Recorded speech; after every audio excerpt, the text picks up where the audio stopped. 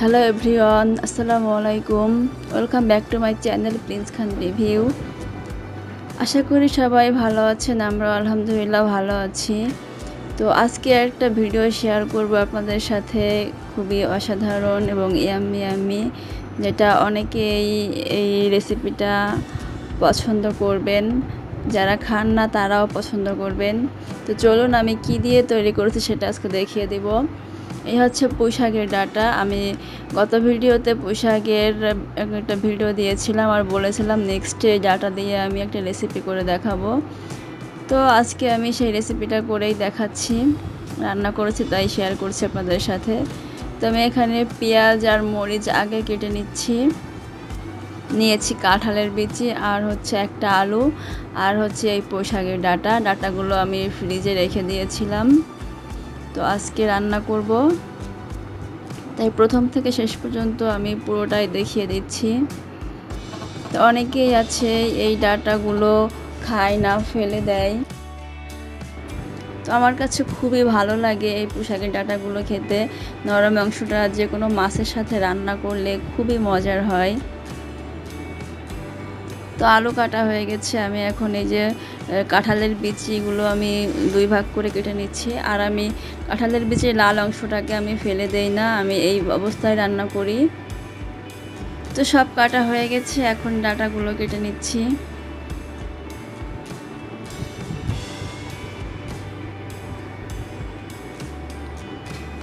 তো নরম যে অংশটুকু আমি সেই অংশটুকু নিয়ে নিচ্ছি, আর যে নিচের যে শক্ত যে অংশটা থাকে ওটা আমি ফেলে দিব। যে কোনো মাছ দিয়ে এটা রান্না করা যাবে, চিংড়ি মাছ দিয়েও রান্না করা যায়। আমার বাসায় তেলাপিয়া মাছের কিছু মাথা রাখা ছিল, তো আমি সেটা দিয়ে রান্না করব। তো এভাবে সবগুলো কেটে নিয়েছি, দেখুন কতগুলো হয়েছে।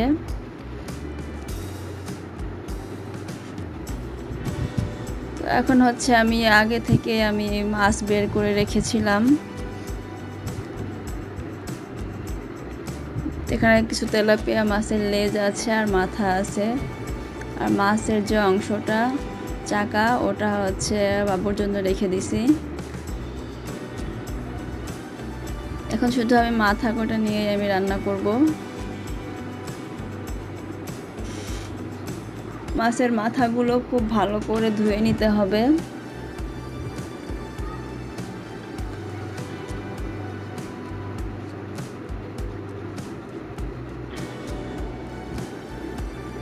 তো আমি ভালো করে ধুয়ে নিয়েছি, আর হচ্ছে এখন লবণ আর হলুদ দিয়ে একটু ভালো করে মেখে নিব। যে কোনো মাছ যদি আগে থেকে লবণ হলুদ দিয়ে মেখে রাখা হয় প্রায় 20-25 মিনিট, পরবর্তীতে রান্না করার সময় অবশ্যই তেল কম খরচ হয়। এটা একটা ছোট্ট টিপস। তো তেল গরম দিয়েছি, আগেই আমি প্যান বসিয়ে দিয়েছিলাম। তো এখন মাথাগুলো দিয়ে দিচ্ছি। মাথাটা একটু কড়া ভাজা দিয়ে ভেজে নিতে হবে। তো ব্যাক সাইডটা এবার চেঞ্জ করে দিচ্ছি। আর আমার মানে যে চ্যানেলের যে ভিডিওগুলো খুবই সাধারণ, দৈনন্দিন যে রান্নাগুলো করা হয় আমি সেইগুলোই মোটামুটি শেয়ার করে নিই। তো ভাজা হয়ে গেছে, মাছের মাথাগুলো তুলে নিচ্ছি। আর যে পেঁয়াজ আর হচ্ছে মরিচ কেটে রেখেছিলাম সেটা আমি ভেজে নিব। আমি তো এখানে আগেই দেখি 3টা পেঁয়াজ নিয়েছি আর 4-5টা কাঁচা মরিচ। তো আমি এগুলো 1 মিনিটের মতো ভেজে নিব। ভেজে নিয়ে 2 টেবিল চামচ পরিমাণ জিরা রসুন বাটা দিয়ে আমি ভালো করে একটু নেড়ে দিচ্ছি।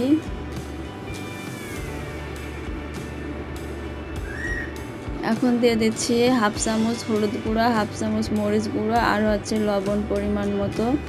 লবণ যদি লাগে আমি পরে দিয়ে নিব, তবে এখন আমি কম দিয়ে নিয়েছি।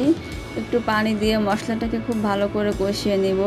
যে কোনো রান্নায় মশলা যত ভালো কষানো হবে তরকারির টেস্ট ততই ভালো হবে।